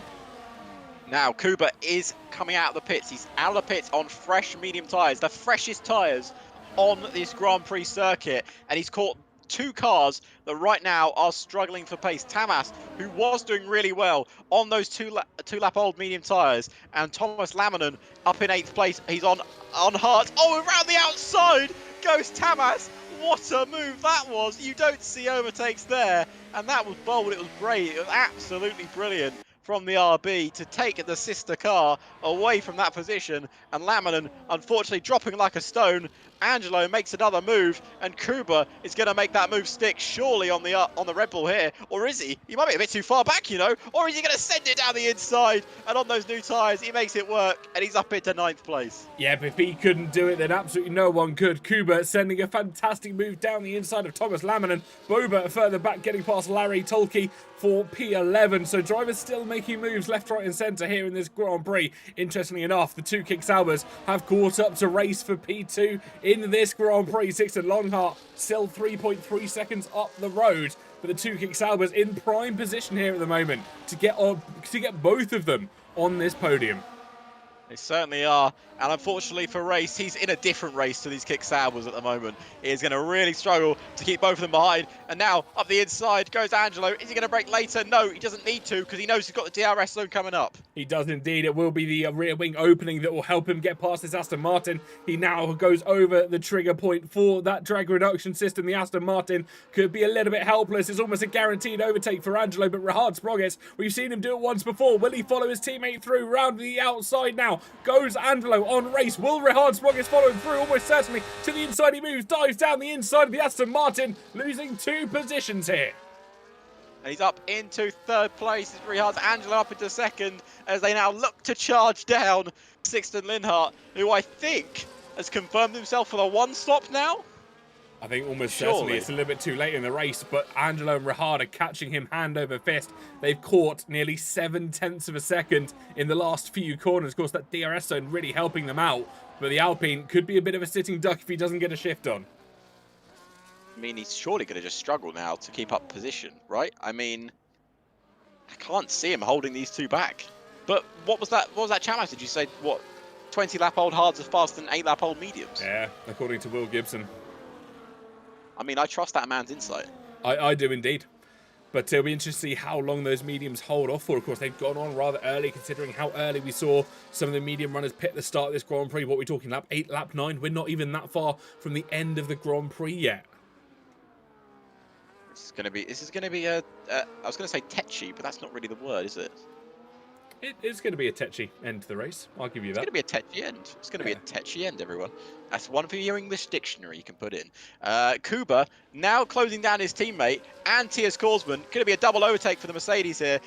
As one goes past, the other goes past. Is Kuba going to think down the inside of his teammate? No, a little bit too far back on this occasion. But will he have a chance to get past Marcel? But I suppose both of them are on brand new mediums. Maybe Kuba's a bit younger, but maybe they're just working their way through the field at this point. Yeah, if they can follow what the kick Saubers have done mere moments ago and work together, try and pick off each driver as they come. Of course, Ryan Grob and Race will be the next 2 targets in this Grand Prix. there's no stopping them. Potentially they might even be able to catch up to the Kick-Saubers. I mean, especially Kuba, he pitted so late in this Grand Prix. Those medium tyres will have such a tyre advantage over the guys in front of him for the next few laps, and that almost was a massive mistake from Ryan Grob, the rear kicking out of that Red Bull racing car. Yeah, Ryan's tyres 19 laps old, almost going on to their 20th lap of running. They're going to be real struggling in a couple of corners' time, like his teammate did, Thomas Laminen. So will the Mercs be able to get the Red Bulls? We've seen this before at the Hungaroring. Are we going to see it again? So Marcel really looking for an opportunity here. Oh, Cooper's hit the back of his teammate, not on purpose, by a little bit of a mistake. They were both so close together, no damage for either car, I believe. So coming around the final corner now, Kubo essentially pushing his teammate through. And here we go, down the back straight. Surely we're going to see a double overtake for the Mercs again. And if I was Kuba, I'd think about getting a move on. And he's going to make that move stick. And he's up ahead of Marcel as well. But he locks up once again. Is Marcel going to find that gap down the inside? They've both got DRS. They go wheel to wheel. But on this occasion, Marcel thinks better of it. And Kuba now up into 5th as he begins his charge for a race up in 4th. And I say that as Angelo right on the back of Linhart, who's struggling, who's just gone off the circuit through that left-hander. Yeah, really struggling on those aging tyres. Of course, they are slower, but the longevity is what Angelo will be concerned about. His mediums are currently working, but for how many more laps, we just don't know in this Grand Prix. The two Kick-Saubers, of course, sharing a tyre life by 1 lap's difference between the two of them. Sixton knows he can make it to the end of the race on these tyres, but the question is, how good are they going to be through each twist and turn that Hungary has to throw at our drivers? Oh, but he had so much more grip there than Linhart. We're on lap 27 of 35 here at the Hungaroring. Angelo right up behind him. He started this race on the front row alongside this man who currently leads the Grand Prix. But it could be over for Linhart as Angelo takes the lead of the Hungarian Grand Prix. Is he going to try and move back down the inside? He's a bit too far back. And Angelo secures his first place. But will he be able to keep it? He's got DRS again. Now we're going to see through the corners how much those medium tyres want to last, because we've got other challengers chasing slowly down, and Rihard, of course, is just in behind as well. He is indeed. Rihard knows what he's got to do for the rest of this Grand Prix. Again, he can just sit behind, he can be patient, save some tyre life in the remaining laps of this Grand Prix, and even charge the battery if he's got some to spare. And then laps 33, 34, 35, absolutely dump everything that he has to offer. Go hell for leather in this Grand Prix, and it could be a race win that we see for Rihard Sprogis in a few laps time. Of course, 7.5 laps of racing to come here at the Hungaroring, but don't count out the two Mercedes trying to chase in behind. Kuba, more importantly, has dropped his teammate by 1.6 seconds now. Only 2.5 seconds off race in that Aston Martin. It will be close, but there is potential for more upset here in this Grand Prix. And I think Linhart has just got that DRS advantage still. But look at those tyres. You can see how much they're struggling. Actually, I think he was just behind, you know, Tiki. I don't think he's got it. Wait and see when they come up towards the line. Will that be open? No, it's not. And it is open for Rihard Sprogis. So will the Alpine be a sitting duck on this straight? Almost certainly. But I think Rihard's a bit too far back this time around. Yep, he will have the double helping, though, out of turn number 1. And this time, he is a lot closer to the Alpine car in front of him, down towards turn number 2. The Alpine trying to do everything it can to defend and holding on for the time being. Right now, Linhart still holding on to that second place. But how much longer will he hold it on for? And every lap that Rihard is held up behind Linhart, his teammate gets away. He does indeed. He does not want to be sat behind this Alpine at this moment in time. He can see Angelo in the distance starting to gap the team from France lap after lap after lap, and he will start to get impatient here. We've seen him get impatient at the last 2 Grand Prix. That's what's caused him to have the poor finishing results, 11th and 12th respectively in the last 2 Grand Prix. Rihard has got to be patient, but it is not on his side. It really isn't on his side at the moment. His teammate now 2 seconds up the road from Linhart. Linhart doing a great job. Now, these medium tyres at 10 laps old, this is the longest we've seen any medium tyre run in this Grand Prix. It is. How much is it going to cost them later on? We're going to see Kuba as well. Kuba's slowly closing in on Race as well. I think Race starting to struggle as well. So here we go. Is this Rihard's opportunity to take second place? Linhart pulls to the inside. He's going to force Rihard to go all the way around the outside. He's going to brake as late as he can. And a little bit of a tap there from Linhart, I think, keeps Rihard's behind. And Rihard stays in 3rd place. The move yet to be completed, and once again another lap of frustration from the Kick Sauber. Yeah, not what he would have wanted to see. There was a little bit of contact between the two of them. That forced Rihard to run wide out of turn number 1. Couldn't quite get him with the second helping of DRS, and even to that extent, that's not an ideal situation to be in at the moment. The tyre life will be dropping off as many cliffs as you can possibly imagine here in Hungary, and you see Angelo now 2 seconds up the road from the Alpine car, the Kick Sauber. Rihard Sprogis just chilling along nicely, but he still has to be patient here, Alex. 5 laps to go. He's got to be patient because, of course, Kuba is closing in behind. 6 tenths off the back of Race. Only 2 seconds races off the back of Rihard. I wonder how much these mediums are starting to struggle already, because I know Angelo's pulling away. Angelo at the moment checking out of this Grand Prix as it stands, but I wonder how much Rihard is burning up his tyres behind the back of Linhart, who must be accelerating so much dirty air off the back of that Alpine. But it could be game, set and match for Sixten Linhart here. The man who started on pole position could now fall down into 3rd place. Once again, forced to the outside, but Rihard is going to go down the inside, and surely that's the move made. Linhart will try his best to hold it around the outside. He does not have the DRS advantage that Rihard does, but Rihard is on the outside line. It is not the ideal line, and he's going to get forced out wide again, and a little bit of a lock-up from Linhart forces Rihard's wide. A bit of rub in his racing, and it's great wheel-to-wheel battling here between the Kick Sauber and the Alpine. What a defensive masterclass we've just seen from the Alpine driver. He tried to force Rihard round the outside turn 1. It was a switch back into the inside, but then he held his ground through turns 2 down towards that line. He had the inside line. He held the route that he wanted to go, and Rihard Sprogis will just have to settle for P3 once again. 4.5 laps now to go. I feel like we're counting down the laps to go in this Grand Prix, and Angelo is checking further and further out. 2.7 seconds is now the gap between the Alpine and the lead Kick Sauber. An Alpine defending a car. Where have I seen this one before in the Hungaroring? But Linhart absolutely putting on a Fernando Alonso style defence at the moment, and he's doing a cracking job at it. Well, here we go, round 3 for Kick Sauber of Rihard Sprogis versus Sixten Linhart. Who's going to come out on top? And I think Linhart's a little bit further ahead than Rihard's would like on this occasion, and it's so tricky to make up time, but look how much he can break into that corner. But look who's joined the party here, TK. Yeah, you said it was going to happen, and now it has indeed. Kuba has joined the party alongside a special guest that he's brought with him, his +1, so to speak. Race in that Aston Martin is alongside, and this battle of 2 has certainly turned into a battle of 4, but only 2 spots available on this podium. Who's going to get them when we see ourselves crossing that finish line in 3.5 laps of racing? It's been a cracking race here at the Hungaroring. Angelo, as we said, checking out of this Grand Prix, almost 3 seconds up the road from Sixten Linhart. He may have not started on pole position, but he has been the man in form this afternoon. Rihard's just been stuck behind Sixten Linhart in these dying laps of the Grand Prix. Kuba, who's driven a great race this afternoon, and Race, who's driven an even better race this afternoon, still hanging on to a chance of a podium finish. Who's going to pick up these last 2 spots on the podium? It could be any of these 4 drivers. Let's find out which order it's going to be as we begin lap 33 of 35. We are almost on the penultimate lap of this Grand Prix. Rihard closes in. He closes in. He's not closing in quick enough, as he's not going to be there just on this occasion.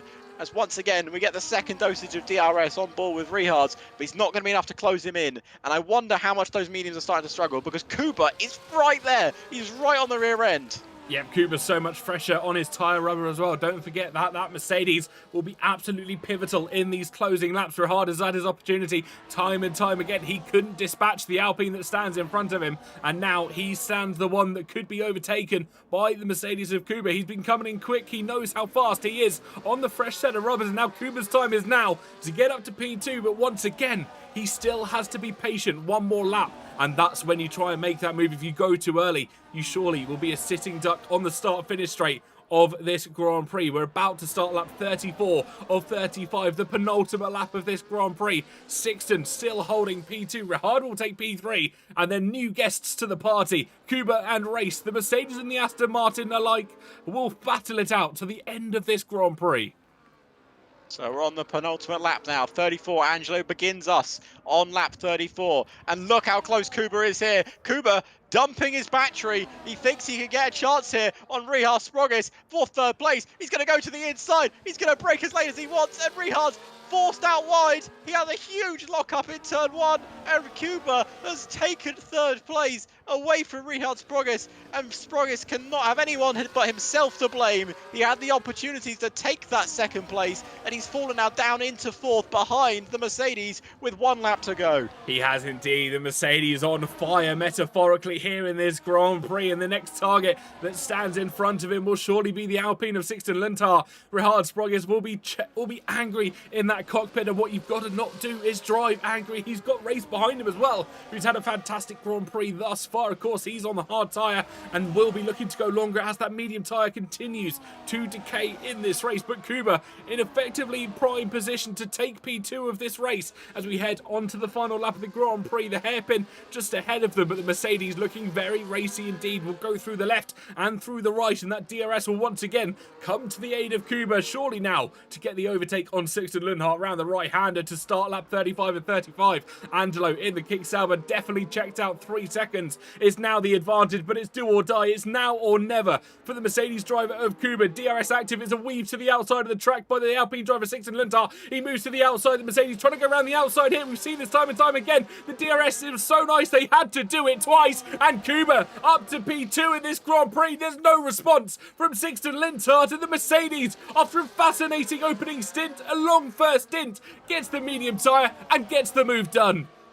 What a race it's been for Kuba this afternoon, and I reckon if there was a few more laps he could have challenged Angelo, but now he's got to hold on. He's got to hold on defensively as we got a wheel-to-wheel battle behind as well. Tamas trying to get in front of Marcel with a few laps to go. It's been a great battle in the background as well, but the battle at the front has been absolutely spectacular this afternoon, and you could see the gap coming down at the front between Kuba and Angelo, but I think he's just going to run out of time and run out of laps. And Rihard has run out of tyre wear as well, because he is under pressure from the 26-lap-old hard tyres of Race. And we're going to see a last lap overtake here from Race as well to try and take Rihard Sprogis. Sprogis defends the inside line, but we pay attention to his teammate, who has driven a spectacular race this afternoon. Angelo round the final corner. He'll win the Hungarian Grand Prix, followed by Kuba with a great drive. Race will come up towards the line, but can't take that position. Sixten on the podium as well. Rihard's in 4th, Race in 5th, followed by Marcel. Tamas jumps up in front of Marcel, who drops down to 8th. So we've got Tamas, Ryan, Tias, Marcel, and then Laminen will take 10th place. 29 laps he's done on those hard tyres. Spectacular race from him. Boba in 11th, followed by Lari, and then we've got Keanu, Danielle, and Jelk Korsman rounds out your top 15. What a race. What a final few laps. And that's another Grand Prix that's been a banger here in Formula 3. It has indeed. We said it at the start of the broadcast. Formula 3 has always delivered this season. Season 37, it's a lucky number for some. It's a prime number for everybody else. And I tell you what, the racing has been fantastic all across the tiers.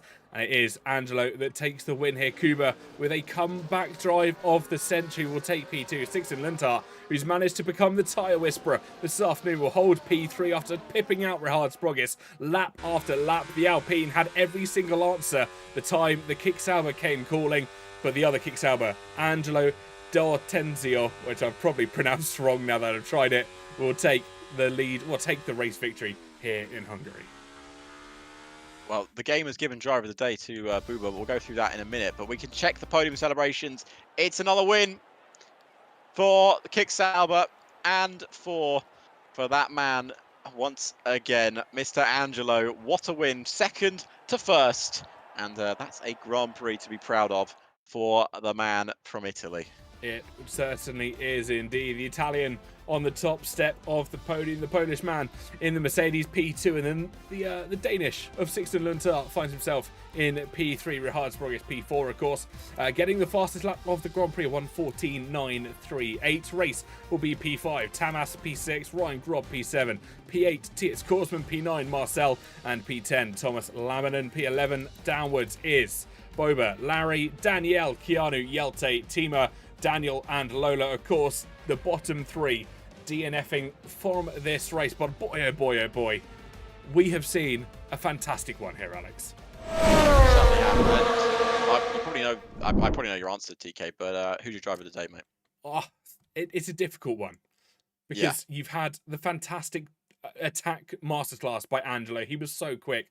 Kuba with that comeback drive. But personally, I have to give it to Sixten Luntar. The defensive masterclass against such a driver like Richard Sprogis definitely earns him my driver of the day. Yeah, I think I'm gonna have to. I'm gonna give it to Kuba. I think Kuba's my driver of the day. I think he drove a fantastic race. I mean, we started fourth, finished second, made some fantastic overtakes. I think that was brilliant from him. And he's actually sitting in the cool down room right now, so we're gonna bring him in here. Lovely. So we're gonna bring in your second place finisher in the Hungarian Grand Prix, second, and my driver of the day. What a Grand Prix it was for you, Kuba. Talk us through those last few laps and talk us through your whole race, mate, because that looked fantastic from where we were watching. Thank you, and hello to everyone. Yeah, it feels very good to finally score some proper points this season. And yeah, so quali was pretty good, not that far off my PB, but like front row was out of my range, to be honest. So I was happy. I was happy with four. Yeah, we go hard on the start. Yeah, I was very lucky, to be honest, that both kicks were also on hard because it helped a lot. We decide to stay as long as we can, and it was perfect strategy. So thank you to thank you to Timon Den Blanken because yeah, it was his idea. So yeah, after I pitted, I felt like I was flying, man. It was very nice experience. Last laps was quite stressful, but I managed to to make that last lap overtakes pretty good, and yeah, I'm very happy with that. Yeah, those last lap overtakes were brilliant. Obviously, getting past one of the kick Saubers, and of course getting past the Alpine on the last lap, indeed. And you actually ran a little bit longer than everyone else did, so you had those fresher medium tires to make your way through the field. Were you pretty? Did you think you had the pace this afternoon to get yourself through that field? Because I think you came out 10th when you pitted with, I think it was, what was it, 8 or 9 laps to go in the Grand Prix. Did you think you could make that pace back?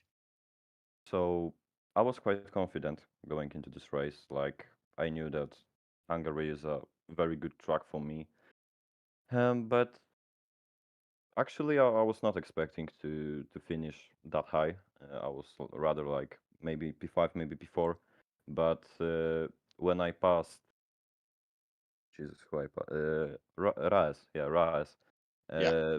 I realized that I'm pretty close to them, and I'm gaining so much time because of that fresher mediums. And that point, I was just thinking only about getting that P2 because P1, yeah, it was a bit too far, but I guess maybe one, maybe two more laps, and I could leave that P1, but yeah, still, I'm very happy with that P2.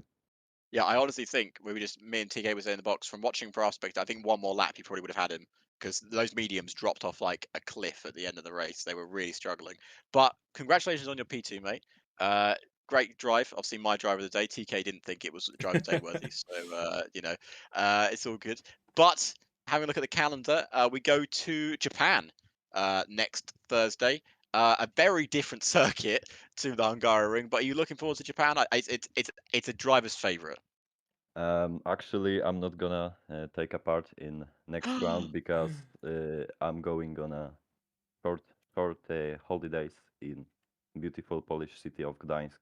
So, yeah, unfortunately, I'm missing next week. So I'll be back on, I don't know after what is after Japan. I can have a look for you. It is Jeddah, Jeddah. Jeddah. Well, yeah. that's another very Yeah, different circuit to the Hungaroring. So, Jeddah is a great track. Really like it. So I hope that I can score some points there. well, we look forward to seeing you back in Jeddah, mate. Mm. Congratulations on your second place, and thank you for having an interview with us as well. Thank you guys. Good night. Thank Good you, night, mate. Kuba. And unfortunately, TK, the other two, well, one of them is not around for the interview, and one of them didn't feel like having one. Yeah. which is fair enough. Not any of my comments, thank No, God, no. because I thought I was going to be on Fraud Watch with that one. But hey, it was all good. uh, so anyway, TK, that brings us to the end of another fantastic Thursday night It does. here for F3. But PSGL action is not over, of course. Right now, we have F2 and F4 going on right now. They're probably just about to start their races or maybe just a bit into their first couple of laps. So go support them after our stream has finished. But TK, we go to Japan next Thursday. It's going to be another barnstormer, isn't it? It certainly is. The Japanese circuit is probably one of my favourite on the calendar. I've said this a couple of weeks as well. I like a lot of tracks on the Grand Prix circuit, which is something you're completely entitled to do. Everyone has their own opinions, but Japan is certainly one of my favourite ones. It always provides great racing into 130R, and the S's at the start. It is carnage from start to finish if something goes wrong, but if it goes right, it is like a work of art. It certainly is, and that's what we want to see. 130R. If we can get an overtake 130R, chef's kiss. Brilliant. Exactly. That's what we want to see. But until then, everyone, we will leave you for today. And from me, it's been fantastic once again. And I'm sure from TK, it's also been one fantastic once again. And until then, until next Thursday, same time, same channel, same place. We'll see you then.